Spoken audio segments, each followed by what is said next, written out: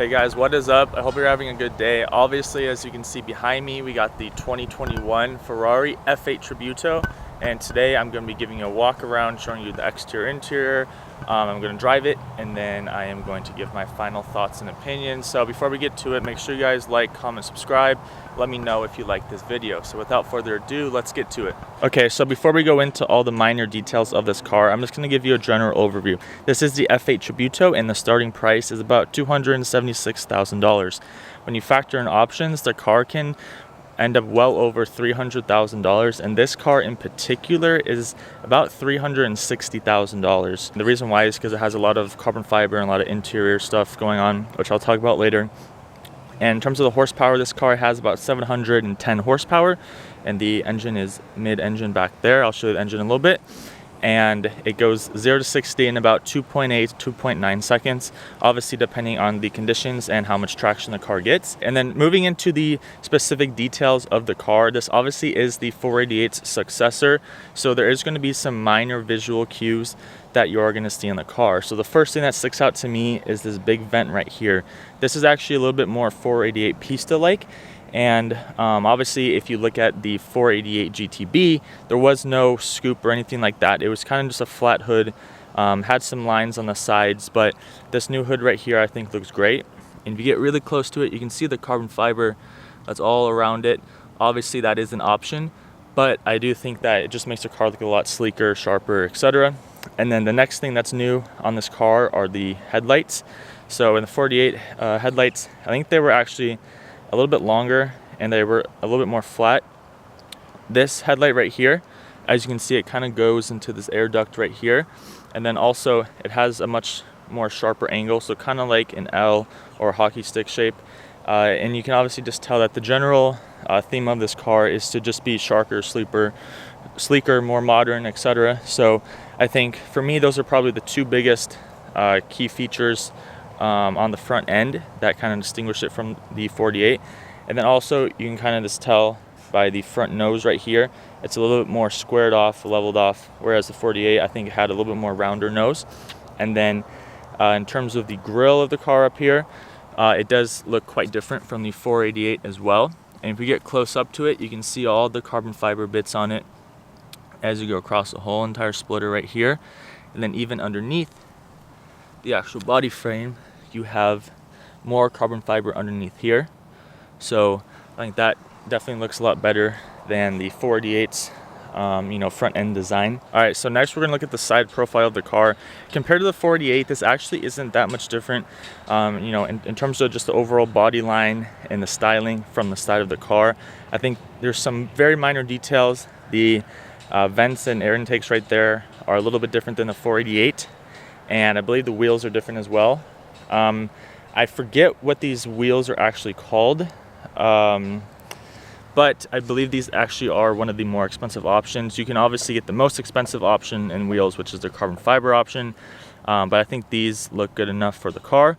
And you can also get them in different colors, etc. And then when we look at the brakes right here, carbon ceramics come standard on the F8 Tributo, so the car is going to come with a lot of stopping power. And you can also, color the brakes really any color you want, depending on, how far you want to go with the customization. But I think the yellow with the red and the Rosa Corsa right here, which I actually forgot to mention, this is Rosa Corsa. A lot of people, they can't tell exactly what color Ferrari is because they have a lot of different types of reds, but this is in fact the Rosa Corsa. And then obviously right here we got the gas cap, which I do want to mention that you cannot open the gas cap by just pressing on it. You have to go inside the car, and there's a little button on the driver's side, and you just click it, and then it pops open the gas cap right here. All right, so now we're going to get into the engine. Obviously, with any sort of mid-engine Ferrari, generally the engine is going to be exposed to sea, so I believe it should be part of every Ferrari review. And before we get into the actual engine itself, I'm just going to show you all of this carbon fiber that looks gray on the camera. If you get really close to it, you can see this is all carbon fiber in here, and you go along the sides of it right there, carbon fiber, and across the middle as carbon fiber all around it. This car obviously did option that, so all this carbon fiber does not come standard on the F8 Tributo, but if you want to and you want to make it more lightweight and look cooler, you can definitely get it. But anyways, in terms of getting into the engine, here is the V8. This is the twin turbo, puts out 710 horsepower. It's a very good engine. It sounds good. I'll show you the exhaust in a minute. But I just want to, admire this, because most cars don't expose their engines like this. I mean, it's literally artwork. If you just look at it, you can see all the little details and, valves and everything inside the engine. And where this red engine cover is at, you can actually option this, I believe, in red, black, or carbon fiber, or maybe it's just red and black. I forget exactly, but you can actually option this little piece out in different colors if you want. And yeah, I mean, obviously it's a Ferrari engine. There's not much more to say. I think just looking at it and admiring it is really the best thing to do. All right, and finally we get to the back end of the car, which I think this is probably the biggest change over the 488. It almost looks as if everything in the whole entire back end is changed. And I think honestly, it looks so much better than the 488. The 488's back end, I think in my opinion, looked too similar to the 458, and it was just kind of lagging behind in terms of, looking modern and sleek and all that stuff. So there's a lot of stuff to go over here, and I'll kind of just start from top to bottom. So in the F8, it has a much larger and bigger spoiler. I believe in the 488, the spoiler cut off somewhere around here or something like that. But in the F8, the spoiler starts from the very end of the car, and it goes all the way across to the other end. And then if you get underneath it, you can see there's kind of two little air ducts right there. And you can obviously see the height of the spoiler underneath from this view. And I think it just makes the car look so much better. And then if we go underneath the wings, we can see these quad taillights. I believe Ferrari has actually put these on the 812 Superfast, and then not these exact looking ones on the SF90s. And then in the GT4 Lusso, they also did the quad taillights. I think it looks just a lot better than the single taillight. I think it just looks a lot more modern, a lot more sleek, all that stuff. So I think in terms of that, Ferrari definitely nailed it on the taillights. And then underneath the taillights, you have this little section right here. This is obviously new compared to the 488. The 488, I believe, had a different looking one, and because those vents are so long and so big, it actually kind of gives like a black body kit design to the car, even though this stuff has nothing to do with the paint. If you just look at it from a distance, it just kind of looks like you have black accents around the car, which I think looks really, really good with the Rosa Corsa. And then in the middle, this is kind of in every Ferrari, you have the horse in the back. Looks really good. And then you have the exhaust. I believe the exhaust actually looked very similar to the 488 in terms of just the dual exhaust, one on each side. But the thing I do like about these exhausts is that they stick out quite a bit. Most cars, the exhaust maybe only stick out an inch or so, maybe half an inch. And these exhausts, they actually stick out and they're very visible, which I think just adds to the design of the car. And then if we get really low down here, we can see the massive carbon fiber diffuser. Yes, this is carbon fiber right here. It goes all the way around the car. Like I said, you can get carbon fiber on this car. You don't have to, but if you really want to go all out, you can. I think this diffuser just looks really, really good from the back. And then obviously right here, you have your rear backup camera, which I'll show you in a minute on the interior, how that works. Okay, so I forgot to show you one more thing, which is how to open the frunk of this car. So if you want to open the frunk, you just go in here, and then you find this little button right there, and you just click it, and it pops. And then you go around the front end right here, and then you find the little red lever right there. I believe it's pulled that way, yep. And then it pulls up like that, and then you have your little roof scoop right there, and then you have your frunk, which I do have a lot of stuff in here actually. Some of the stuff is stock, other stuff is my bag, but the one thing I do want to say that's pretty cool in the frunk of the Ferrari is that you can actually see the specifications, all of them that you got on the car, and the serial number and the model and all that stuff, and they kind of plaque it right there in the frunk, which I think is really, really cool. Most cars actually don't do that.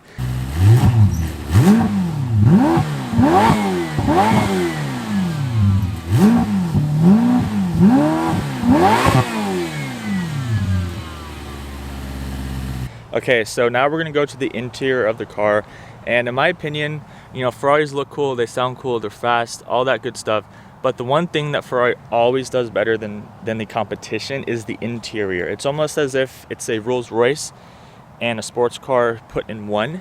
And when you look at the, you know, really up close to the details, you can see, and you know, obviously here we got the two-tone, we got the leather, I believe this is beige, is the tan color, and then obviously you got black up here. Right here is obviously just to adjust your windows. You got your door handles right here, which actually these are very unique door handles. I've never been in a car where you kind of lift up on the latch to open the doors, but you know, I just wanted to mention that. And then when we look at the seats right here, these are the Daytona racing seats. So if you look on the back of them, I don't know if you can see, but on the back right here, this is carbon fiber. So these are very lightweight. These are really good for performance, but on the front end of it, it still has that Ferrari luxury, handmade, beautiful design. And obviously you can see the red accent right here and the Ferrari logo that I forgot to mention. But I think just the tan seats in here look so good with the red. You can obviously see the little details. I believe this is actually some sort of suede in these little crests in the middle of the seat. So this is leather, this is suede. If you get really close to it, you can see. And it's just like the small details like that Ferrari puts in the interior that just looks so much better than anything in its price range. You know, even looking at like Lamborghinis, which I would say have very nice interiors as well, Ferrari interiors just look so much better than Lamborghini. And obviously it's a, you know, step ahead of McLaren and even Porsche, I would say. Okay, so my next favorite thing in the interior of the F8 Tributo is the steering wheel. It's kind of this mix between luxury and Formula One styling. If you look at the top, this actually does have a shift light. So when the car revs up and it's getting close to red line, you're gonna see these blue lights and red lights shift up. And obviously when it gets to the end, it's gonna tell you when to manually shift. It just looks really, really cool when it's, you know, in action. And when I have the GoPro on later, you will see it light up. The leather is just such good quality. I'm trying to, you know, get this to focus, but just the stitching and just everything about, you know, the steering wheel, it just has so much effort put in, so much precision, and you know, it really just looks and feels a lot better than everything else. And then I forgot to mention that on top of the steering wheel also has carbon fiber. Like I said, this car literally has carbon fiber all over, and it is on the top of the steering wheel and the bottom. And also on the bottom you have the Italian flag, which I think just looks really, really cool. Most Ferraris actually don't get this, so the fact that this spec does have the Italian flag, I think it just looks so well with the, you know, overall look of the steering wheel. And then getting into all the buttons, this is where it can get a little bit confusing, and the buttons on the Ferrari steering wheel are actually quite different than most cars. So for one, the lane changing signals are right here rather than, you know, a regular stock. So it does actually get kind of weird. So you click it, and then the, you know, left turn signal, right turn signal. It is very weird, but the one thing that's cool is that on the right side it blinks on this side, and then when it's going left it blinks on this side, so you don't have to look in one screen. It's just, you know, the one that's closer to your eyes. And then getting into more of the buttons right here, this is the windshield wiper, which is actually kind of funny if you look at it. So you kind of, you know, control the level and the intensity of the windshield wiper through this button right here. And if you actually want to manually do the windshield wiper, you actually put your hands on the back side of this button right here, and you just pull it, and then the windshield wipers turn on like that. So it is a little different than most cars, but it actually does feel pretty good when you think about it. Obviously right here, this is the Marantino switch, I believe that's what it's called. And this, I believe most of you guys probably already know about this already, but you know, basically driving modes, you have wet, you have sport, you have race, CT off, ESC off. So basically race mode is going to be your fastest setting, and I believe if you want to turn all the nannies and electronic stability controls off, you just, you know, turn this that way and then it'll turn it off. All right, and then moving to these two buttons right here, these are obviously just very simple, just the call buttons and voice buttons. And then on the left hand right here we have our engine start and stop button, which is notorious. It's basically in every Ferrari, and just looks really cool. It feels good when you press it. And then this is the suspension button if you want to change your suspension to either the, you know, vehicle axle lift system, or, you know, if you just want to do the bumpy road setting. And then obviously here are your headlights, and then this is kind of the, you know, place where you honk your horn. So to actually control the infotainment, you got to go to this button over here, and these buttons are also part of the infotainment as well. So basically, to go to your home screen, you just click the little home button, and obviously because it's not touchscreen, it does get a little confusing. And no, this is not for air conditioning. And basically, to scroll through and toggle through your infotainment, you're just gonna turn this little dial. And when you turn the dial, you know, you got your radio, your media, your navigation, your phone, settings, and then on the far left you have your speedometer. I think the speedometer is pretty helpful, although you do have a speedometer on the left side as well, so I'm not sure if you necessarily need it. But basically, if you want to click on it, you just press this button right here, press it in, and then you got your speedometer. And it's not a very complex infotainment system. And then on the left hand side, if you want to control this infotainment right here, you go to this button over here and you just toggle it. There's only 4 settings actually. You have your miles per hour, you have your engine and oil temperatures, and then you have your PSI and your battery, and then you have your tire pressures. And then obviously on the bottom left hand right here you have your fuel tank range, and then your miles per hour, and then you have at the top left what race mode you're in, and the top right you have your temperature. So the next thing I want to talk about is kind of the center of the car right here. Honestly, I love the center of the car, and for one reason. The reason why is because it is going to age so well. There's not all this extra screen and funky technology and all these confusing buttons in the middle. It's very, very simple. The only screen in here is this little air conditioning screen right here. There's literally no big infotainment, which honestly, when you look at kind of classic older Ferraris, the reason why they all look so good on the inside is because they're just so simple and high end and luxury, and there's not a whole lot of fancy stuff going on. It's just very simple. And you look in the center, you only have a couple buttons here. You have your vehicle lift, you have your camera, air conditioning, and then if you want to control your air conditioning, you do it via more buttons. Personally, I prefer pressing the buttons more so than touching the screens, because buttons, they always work. You don't have to double click it for it to work. It just works every single time. And then obviously you got your dual climate, so the person on the left can control their temperature via this little toggle switch. And then, sorry, I don't want to turn the air too high. And then that's how you turn the air up and down. You got your defrosters. You have mirror defrosters, which are actually you don't see in too many cars, and you can control which direction you want the air to go. And then through the middle, you have a little key fob right here, which I can show you the key fitting in it in a second. This is the Ferrari key. You need to slip your little key fob right there, and it sticks in while you drive. And then you obviously have another cup holder right here. I have another key in there for some reason, but you have another cup holder right there. All right, and then getting to this little middle piece right here, this is actually your gear selector. So in Ferraris, you don't have a normal gear selector where you pull it back and forth. Basically what you have to do is you have to put the car in neutral, which you do by clicking both of the paddle shifters at the same time. And then to put it in drive, you have to click the right paddle shifter again one time, and then puts you in drive mode. And then if you want to park the car, there is no parking brake, there's a parking brake. There is no parking button. So if you want to park the car, you have to put the car back in neutral, and then you have to pull the parking brake right here. And then once the parking brake is on, then you can shut the car off, and then it'll automatically go to P. Now you're probably wondering, well, if there's no parking, there's no drive, and there's no neutral button, what are these 3 buttons for? So basically, this is your reverse button. So yes, this is the only button that you can actually just press in the gear selector that will just put your car into that gear. This actually has nothing to do about gears. This is just whether you want to drive an automatic or manual. And basically your center tack will display right here whether you're in auto, and if you're not in auto, you're in manual, it'll just say nothing underneath it. So that's how you know this is manual versus automatic.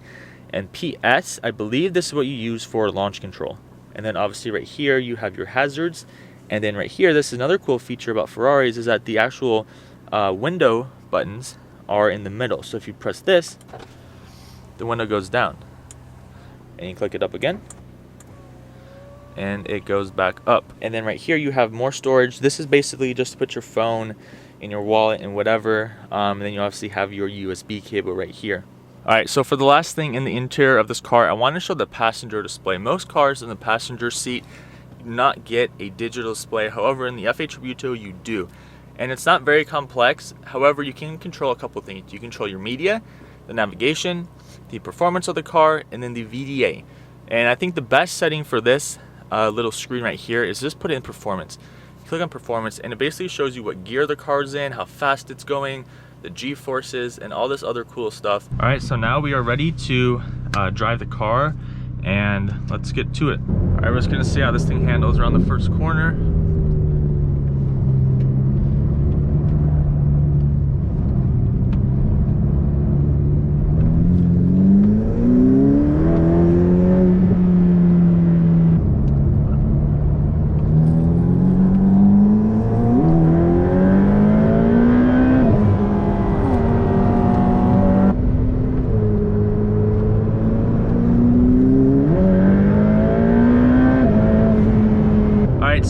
the visibility of the car, it's really not that great. When you look at the rear view mirror, there's only a couple inches of visibility because that engine cover is almost flat to the ground. And then when you look out your, the side mirrors, there's really not a whole lot of visibility. You're so low to the ground, and the hips on the car are so, wide and tall that it really blocks a lot of your view, even if you move the mirror, completely to the outside. And it's just also hard to see the ground. So in terms of visibility, yeah, this definitely is not, the easiest car to see out of. Taking little corners right here. Wow, okay, so this car handles very, very well. I will say that. It's just planted to the ground. I know it's rear wheel drive, but honestly, it doesn't have any sort of slip at all. And when you're taking around the corners, it just hugs the corners tight, and this has a nice, really, really nice kind of like torque vectoring feel when you go through the apex of the corner. So I just wanted to, mention that. All right, so before I get into the really, performance aspect of this drive, I kind of just want to talk about ride quality and comfort. So a lot of people have been saying that the F8 Tributo is the first mid-engine Ferrari that you can actually daily drive. And sitting in here, besides the visibility, I would say you definitely can. I mean, I'm in race mode right now, and I do have a little bit high of a tolerance for, stiff cars and uncomfortable cars. But I will say that this car honestly isn't a pain to sit in. I mean, I've only been in it for a couple of minutes, so maybe if you're taking a long road trip, it would catch up to me. However, just sitting in the seats, and by the way, these are the racing seats. These are carbon fiber racing seats, and it doesn't feel uncomfortable. It just kind of feels normal when you're cruising. Obviously, the steering is very precise and very, stiff, but just the, just the way the car takes the bumps and everything, it's really not that bad. It's right here. Wow, oh my gosh. This car is crazy quick, wow. Okay, so after driving the 911 Turbo S, I will say that on the low end, the Turbo S is definitely faster. However, this car, for some reason, when you're driving it, especially past the second gear, kind of third, fourth gear-ish, the car just keeps on pulling. It's like, and the gears run out so quickly. In the turbo, the first two gears go by very quickly. However, third gear through sixth gear is definitely not super quick. It does take a little bit of time to get through those gears, where this car, it's like the car just kind of continually builds up, and the actual power delivery is very linear, it's very smooth. And I just wanted to kind of mention that. All right, so I'm just gonna do a quick little acceleration right here.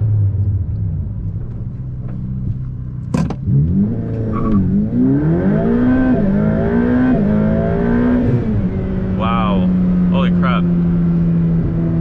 Okay, so obviously, as you can see, the car did have a little bit of tire spin. It might be because the tires are a little bit colder than you would like. However, even with that being said, the car eventually does hook up and it just goes. All right, so I'm gonna put this thing in manual just to kind of see how the paddle shifters feel, how the gears feel.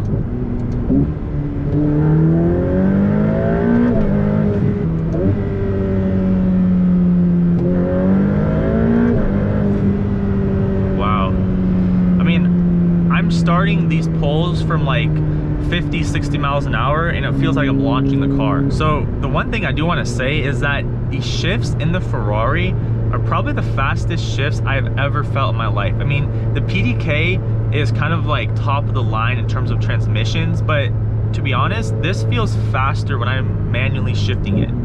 This is like, it's almost like the car shifts before you think it will shift. So one thing that I wanted to talk about that I haven't brought up yet is the amount of attention this car brings. Basically every single person that I drive by, they turn their heads, they look, they stare, they're taking pictures, so many different things. This is probably the most attention grabbing car I've ever been in. Obviously, if you get the Rosa Corsa like this car has, you're going to get a lot more attention than if you were to have a white one or a gray one. But to be honest, kind of going back on the conversation about daily driving this car, certainly the car is comfortable and usable enough to daily drive to an extent, but you would have to deal with the attention and staring and picture and everyone trying to just get your attention and talk to you and do all this crazy stuff that it would probably get a little bit annoying on a daily basis. All right, so I'm just gonna do a little tunnel run.